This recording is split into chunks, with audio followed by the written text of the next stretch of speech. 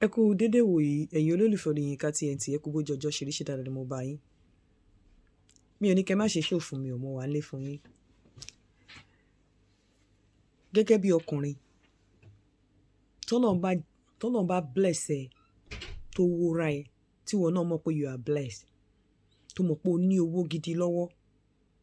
To keep your sanity, you need your sanity for creativity. Tó bá mọ̀ wípé o ní owó gidi lọ́wọ́, tó dẹ̀ jẹ́ wípé kì í ṣe pé bóyá àwa àtobìnrin lẹ́jọ́ struggle débẹ̀, tó yẹ pé ìwọ ló ṣiṣẹ́ owó ẹ̀, ó bá ọ láńlé, ó bá ẹ nílé ni. Màá advice ẹ pé tó bá possible kó fẹ́ obìnrin méjì pọ̀ lẹ́ẹ̀kan náà kó ṣe. Nítorí nígbà míì, ọkùnrin tó bá ti lówó lọ́wọ́, ó depend lórí irú ilé tó bá ní, ó depend lórí your family dynamics. Any obìnrin tó bá pò pàdé lọ́pọ̀lọpọ̀ ìgbà, àfi tó bá fẹ́ méjì pọ̀ lẹ́ẹ̀kan náà, tọ́lọ́run bá tún wá lọ ṣàánú ẹ̀ wá jẹ́ mùsùlùmí. Otherwise, any obìnrin tó bá pàdé tó jẹ́ pé o ní owó gidi lọ́wọ́, kò ṣe owó tó ń tọ̀ṣẹ̀ tó tọ́, owó gidi ni mò ń sọ o. Tó o bá ṣọ́ra, script bí ilé ayé ẹ bá ṣe rí lóbìnrin ṣe máa kọ script ẹ. Tó bá jẹ́ pé the woman will write your script according to your family dynamics, according to the structure of your life. Bí obìnrin ṣe máa kọ script ẹ nìyẹn. Tó bá wá lọ fẹ́ obìnrin kan tó bá ṣọ́ra, wá bà creativity ẹ jẹ́, wá bà ìgbésí ayé ẹ jẹ́, especially when you need your sanity for creativity. Wọn ò ní jẹ́ kó ní sanity débi tó máa lè create. Tó bá sì wà ní tó ń create nǹkan tó lówó, bóyá o jẹ́ akọrin, o jẹ́ artist, o jẹ́ actor, o jẹ́ kinní kan, tó bá mọ̀ pé olówó ẹ̀ lọ́wọ́, fẹ́ méjì lẹ́ẹ̀kan náà. So that tí kan bá kọ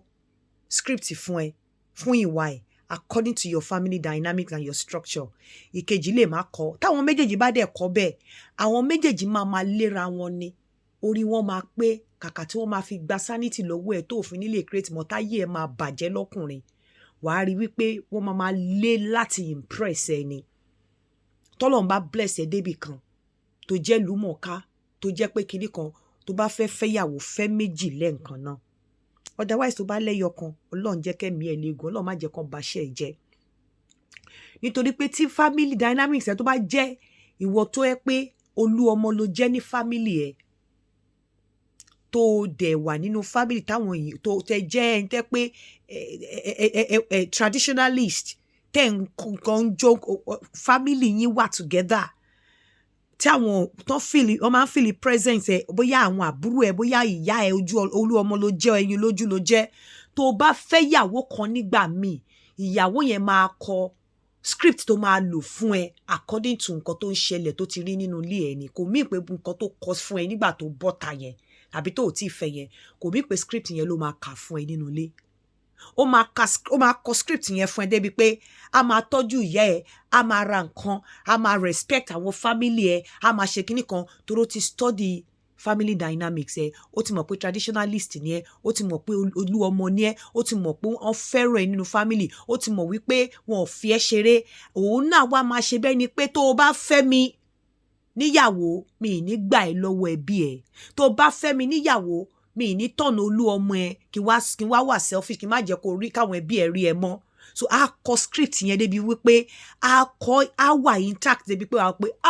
ìyá mi ni mo fẹ́. Ó kọ script fún ẹ ni o. Nǹkan tó kọ yẹn kọ́ ló máa kà fún ẹ tó o bá fẹ́ tán. Tó bá jẹ́ decide pé o ti ní bó ṣe plan life ẹ pé kinní kan, obìnrin máa study ẹ. Pàápàá ẹ̀yin tẹ́ bá jẹ́ ìlú mọ̀ọ́ká, tẹ́ dẹ̀ jẹ́ olú ọmọ, tẹ́ ẹ dẹ̀ lówó gidi lọ́wọ́, obìnrin máa study ẹ according to your family, according to your structure, according to your life structure, according to your family dynamics. Ọ̀pọ̀lọpọ̀ wọn máa fi study ẹ láti kọ script ẹ. But kò ṣe script tó kọ níta tó impress ẹ láti fẹ́ wọn. Kò ṣe script yẹn ní ọ̀pọ̀lọpọ̀ wọn máa ń kà tó bá dénú ilé. Tó bá dénú ilé, wọ́n á fa script tó fi impress ẹ yẹn yá. Wọ́n á fa script according to your life structure, according to your family dynamics. Wọ́n á fa script yẹn wá. Wọ́n á ṣẹ̀ṣẹ̀ wá tú míì kọ.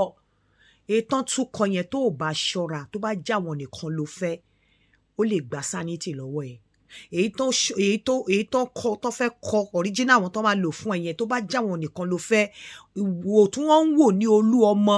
ó lè kọ̀yìn ẹsẹ̀ bí kò kọ̀yìn ẹ sára èyí tí wọ́n kọ yẹn tó bá jẹ́ àwọn nìkan ló fẹ́ ayé ẹ̀ tó lè má bá structure ẹ̀ padà mọ́ torí wọ́n máa fà á yá lọ́pọ̀lọpọ̀ gbà wọ́n á tú mí kan tó bá wọlé ọkùnrin nìkan ló dàbẹ̀ ni pé yàtọ̀ sí pé kọkùnrin purọ́ fún ẹ pé òun ò tí ì bímọ tó bá ti rí ẹ pé ò fẹ́ fẹ́ ni tó ti bímọ what you see most of the time is what you get tó bá wọlé pẹ̀lú ọkùnrin but obìnrin á kọ script yẹ ọ̀pọ̀lọpọ̀ wọn á kọ script yẹ according to your life structure according to your plan and according to your family dynamics once they get in wọ́n máa scrap script tí wọ́n ti kọ́kọ́ kọ tẹ́lẹ̀ wọ́n wá ṣẹ̀ṣẹ̀ wá kọ original wọn tó máa fi bẹ́ẹ̀ gbé original wọn yẹn tó bá já wọn nìkan ló ní ó lè gba sanity lọ́wọ́ ẹ ó lè gba creativity lọ́wọ́ ẹ ó lè ba ayé ẹ jẹ́ tó bá ṣọ́ra so mo sọ fún ẹ ọkùnrin tó bá jẹ́ olú ọmọ tọ́lọ́run dẹ̀ pèsè fún ẹ tó mọ̀ pé family ń wù ẹ tó mọ̀ pé ọmọ ló jẹ́ lọ́wọ́ àwọn ìyá lọ́wọ́ ẹbí tọ́lọ́run dẹ̀ pèsè fún ẹ tọ́lọ́run dẹ̀ lọ́lá tó lẹ́mìí ẹ̀ nípa owó tó dẹ̀ táṣẹ lé ẹ̀ pa tí kì í ṣe pé wà àti obìnrin kan lẹ́jọ́ struggle tó jẹ́ pé ó bá ẹ nínú ọlá ni fẹ́yàwó méjì lẹ́ẹ̀kan náà kí ẹ̀mí ẹ lè gùn kí sanity ẹ lè wà intact fẹ́yàwó méjì lẹ́ẹ̀kan náà kí ayé ẹ lè dáa so that tí ìkan tó bá kọ script according to your family dynamics and your structure and your life pattern tí kejì ò bá kọ bẹ́ẹ̀ tí èyí tó kọ fake wọn yẹn bá fẹ́ fàya láti mú original wọn wá ìkejì tó wà ń bẹ̀ yẹn kò síwà tó lè gbé wá àwọn méjèèjì ò lè níwà burúkú lẹ́ẹ̀kan náà so ìgbà míì ìyàwó méjì ìkan máa ń reset ọpọlọ ìkan ìyàwó méjì á máa wá ojú rere ọkọ competition tó máa wá bí ọkọ mi ṣe máa fẹ́ràn mi bí ọkọ mi ṣe máa fẹ́ràn mi ni but tọ́lọ́run bá ṣe ẹ́ ní olú ọmọ tọ́lọ́run bá ṣe ẹ́ lẹ́ni tí ó lọ́lá tó lówó tọ́lọ́run bá ṣe ẹ́ lẹ́ni tó wà creative tí o bá lọ fẹ́ ẹyọ kan tó o bá ṣọ́ra wọn á ba ìrìn àjò ayé ẹ̀ jẹ́ tó o bá ṣọ́ra wọn á kọ script fún ẹ according to your family dynamics and your life structure tó o bá ṣọ́ra wọn máa ya script yẹn wọn á wá mú original wọn tó máa fi ṣe fún ẹ tí n bá rí mi kí n sọ ọmọkùnrin kan wà ń ṣe tó jẹ́ olú ọmọ ìjẹ́ mọ̀ wípé ọmọkùnrin yìí ìyàwó ẹ̀ ò jẹ́ kí ìyá ẹ̀ kó máa wọnú ilé ẹ̀ ìjẹ́ mọ̀ bẹ́ẹ̀ tí ìyá ẹ̀ bá fẹ́ lọ síbi ìlú tán wà ìyá á lọ sí ìlú bòmí wọ́n á lọ pàdé ìyá yẹn ń bẹ̀ ni ó ti ṣe débi pé ó tún ti kó sínú àwọn ọmọ tí ọkùnrin yẹn bí wọ́n ń wo ìyá yẹn bóyá bí ìyá jẹ́ níyà tó tọ́ ọkọ ẹ̀ ó wà séfà fún ọkùnrin kó fẹ́ méjì lẹ́ẹ̀kan náà tọ́lọ́run bá pèsè fún ẹ obìnrin tó bá fẹ́ dúró kó dúró otherwise tó bá lọ fẹ́ ẹyọ kan tó bá ní sanity ẹ̀ intact tẹ́lẹ̀ tó dẹ̀ wà creative ọlọ́run má jẹ́ kán gba sanity lọ́wọ́ ẹ̀ nítorí wípé obìnrin á kọ script according to your family dynamics obìnrin á kọ script according to the pattern of your life and the shape to present fún the structure to present fún obìnrin nígbà tó ṣì wà ń ta á kọ script yẹn láti suit structure yẹn but it doesn't mean wípé the same script tí obìnrin kọ fún ẹ láti suit situation láti wọlé kò mí pé ó máa follow script yẹn kò mí pé ó máa follow ẹ kò mí pé ó máa comply pẹ̀lú script yẹn tó bá ti wọlé tán I am telling you script yẹn ó máa tún mí kọ that is tó bá jó òun nìkan but tí ò bá jó òun nìkan o sì lè ní protective factor o sì lè ní safe box o sì lè ní safety plan ó dàbí kó discharge ó dàbí tí o bá ní patient tó ń gba oògùn kò mí pé tó bá discharge patient sí community kò mí wípé ó máa comply pẹ̀lú oògùn yẹn nígbà míì o máa ní láti monitor ẹ̀ nígbà míì o máa ní láti ṣe welfare check nígbà míì o máa ní láti put safety plan in place nígbà míì gan tó bá ní the complex need tó bá jẹ́ complex need patient ni o máa ní the CPA